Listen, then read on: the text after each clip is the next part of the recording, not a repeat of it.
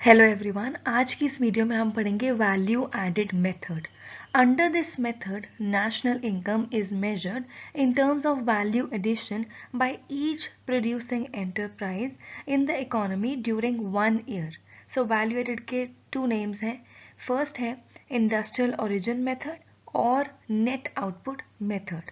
Value added is equal to value of output minus value of input. Value of output का मतलब जो हमने चीज बनाई and minus value of input. Input यहाँ पे क्या है, जो हमने खरीदा। तो अगर हम जो हमने बनाया माइनस जो हमने खरीदा, आउटपुट माइनस इनपुट कर दें तो हमारे पास क्या आ जाएगा, वैल्यू एडेड। नेक्स्ट है value of output is equal to sales plus change in stock. तो वैल्यू ऑफ आउटपुट यहाँ पे क्या है, सेल्स है।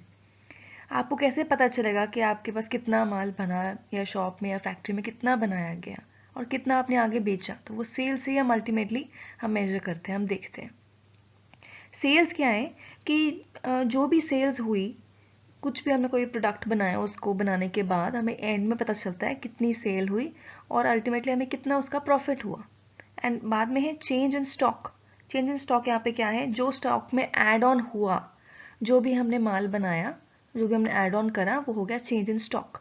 नेक्स्ट है change in stock is equal to closing stock minus opening stock. तो चेंज इन स्टॉक यहाँ पे क्या है कि जो भी हमने स्टॉक में ऐड ऑन किया, वो भी तो हमने माल बनाया ही है ना, तभी यहाँ पे चेंज इन स्टॉक है। तो इसका फॉर्मूला है closing stock minus opening stock. Last, value of input is equal to all purchases by firm. तो फर्म ने जो भी परचेजेस करी हैं वो सारी वैल्यू ऑफ इनपुट में होती है। इनपुट यानी कि जो भी हमने खरीदा। नेक्स्ट है intermediate consumption. It includes the value of non-factor inputs, which includes all factor inputs other than land, labor, capital, and entrepreneur. In simple words, we can say that it includes the raw material used in the process of production. तो जो भी raw material जो use होते हैं production में, ये उसका एक प्रोसेस है, नॉन फैक्टर इनपुट्स होते हैं। नॉन फैक्टर इनपुट जो हम यूज़ करते हैं किस में, raw as a raw material use करते हैं, किस में, as a process of production, उसको हम बोलते हैं इंटरमीडिएट कंजम्पशन। इसका फॉर्मूला क्या है, value added 1 plus value added 2 plus value added 3 so on till value added n। वो किसके इक्वल है, ग्रॉस वैल्यू एडेड, जिसको हम जीडीपी एट एमपी बोलते हैं, मार्केट प्राइस। तो अगर हमने जीडीपी एट एमपी में अगर हम डेप्रिसिएशन माइनस कर देंगे तो हमारे पास क्या आ जाएगा, NDP at MP plus NFY. तो किसके इक्वल हो जाएगा, NNP at MP market price minus NIT कर दें तो अल्टीमेटली हमारे पास आ जाएगा NNP at FC. And ultimately हम नेशनल इनकम हमारे पास आ जाएगी। तो ये पूरा प्रोसेस है। अगर आपको नहीं पता कि हम मार्केट प्राइस से फैक्टर कॉस्ट तक कैसे आते हैं, कैसे डेप्रिसिएशन माइनस करते हैं, एनएफआई कैसे आता है, तो आप पिछली वीडियो सारी चेकआउट कर सकते हो, उसमें एक एक चीज़ मैंने एक्सप्लेन करी है।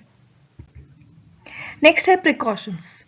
अब जब हमने वैल्यूएटेड मेथड करना है तो कौन कौन सी प्रिकॉशंस का ध्यान रखना है जब हम इसके फॉर्मूलाज या आगे न्यूमेरिकल्स करेंगे उसमें। तो फर्स्ट है value of the sale and purchase of second hand goods is not included in national income. तो इसका मतलब क्या है कि फर्स्ट हैंड गुड्स जब लिए थे उस टाइम पे उसकी वैल्यू ऐड होगी थी, इसलिए जब हम सेकेंड हैंड गुड्स के हम सेल या परचेज करेंगे उस टाइम पे हम नेशनल इनकम में इसको इंक्लूड नहीं करेंगे। Second, commission earned on account of sale and purchase of second hand good is included in the national income। तो कमीशन इसमें हम जब भी हम सेल कर रहे हैं कोई भी गाड़ी या कुछ भी हम परचेज या सेल कर रहे हैं तो उस पॉइंट ऑफ टाइम में सेकेंड हैंड गुड जो है कमीशन हम ऐड करते हैं, क्योंकि कमीशन एजेंट की वो मेन इनकम है, इसलिए हम ऐड करते हैं। Third, own account production of goods of the producing unit is taken into account. तो खुद की प्रोडक्शन यूनिट जो है, जो भी प्रोडक्शन गुड्स एंड गुड्स की कर रहे हैं अपनी कंजम्पशन सेल्फ कंजम्पशन के लिए, वो हम ऐड करते हैं, हम सर्विसेज इसमें इंक्लूड नहीं करते। Fourth, value of intermediate goods is not included. तो इंटरमीडिएट गुड्स की जो भी वैल्यू है वो हम इंक्लूड नहीं करते। Fifth, imputed rent on the owner occupied house is to be taken into account. तो इम्प्यूटेड रेंट होएगा, अगर हम खुद के लिए कर रहे हैं उसको यूज, तो वो हम ऐड करेंगे, इंक्लूड करेंगे। Services for self consumption are not considered while estimating value added। तो ये हम इंक्लूड नहीं करते। लास्ट है value added in the government sector is equal to the compensation of employees only. तो ये इसके इक्वल होता है। तो ये थी कुछ प्रिकॉशंस जो हमें ध्यान में रखने जब हम आगे न्यूमेरिकल्स करेंगे। अब न्यूमेरिकल है find value added by firm A and firm B, also find GDP at FC.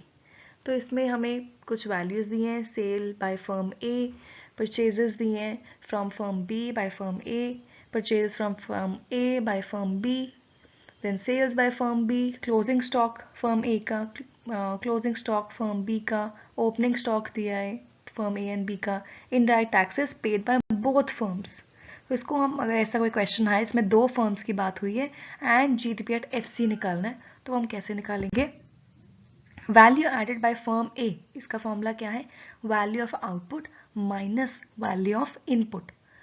तो वैल्यू ऑफ आउटपुट ए का is equal to sales of A plus change in sales of A. तो ये जो है इसका formula में इस ऊपर लिखा हुआ है, तो इसके हम वैल्यूज पुट कर देंगे। क्वेश्चन हमें सेल्स ऑफ फर्म में 100 दिया है एंड सेल्स ए की जो है वो है 20, जो हमें क्लोजिंग स्टॉक दी है, माइनस फर्म ए की माइनस 25 हमने करा है ओपनिंग स्टॉक। तो हमने पहले ही करा है कि सेल्स ए की क्या होती है? Closing minus opening. तो फर्म ए की निकालते दोनों हम माइनस कर देंगे, which is equal to 95। Total करके 95 आ गया। Then value of input is equal to purchases from firm B, जो कि हमारे पास क्या है? क्वेश्चन में ऑलरेडी 40 दी हुई है। Purchases from firm B by firm A, ये हमारे पास क्वेश्चन में 40 ऑलरेडी गिवन है। तो हम फॉर्मूला पुट कर देंगे, तो 95 माइनस 95 क्या है?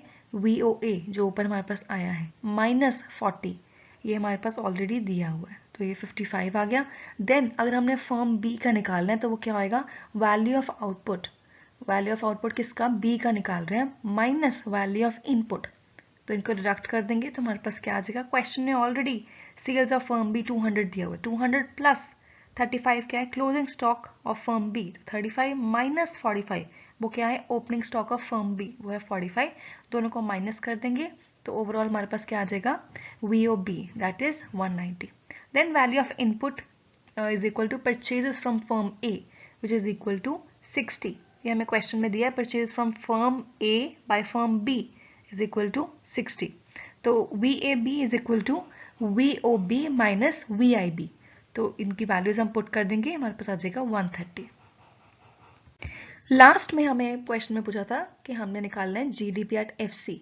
तो हम इसको कैसे निकालेंगे? पहले VAA जो हमारे पास 55 ऑलरेडी हमने भी पीछे निकाला है वो, plus VAB 130 is equal to GVA which is gross value added. तो किसके इक्वल हो जाएगा? ये ऐड करके हमारे पास आ जाएगा GVA, दैट इज 185। तो जीडीपी एट एफसी हमारा लास्ट पार्ट था क्वेश्चन में, तो उसका फॉर्मूला क्या है? GDP at MP minus NIT। NIT क्या है? Net indirect taxes. तो जीडीपी एट एमपी हमारे पास अभी आया है विच इज 185 माइनस हम इसमें 30 कर देंगे, क्योंकि ऑलरेडी क्वेश्चन में लिखा हुआ है लास्ट पार्ट में indirect taxes paid by both firms, तो वो 30 है। डिडक्ट करके हमारे पास आंसर आ गया 155 which is GDP at FC.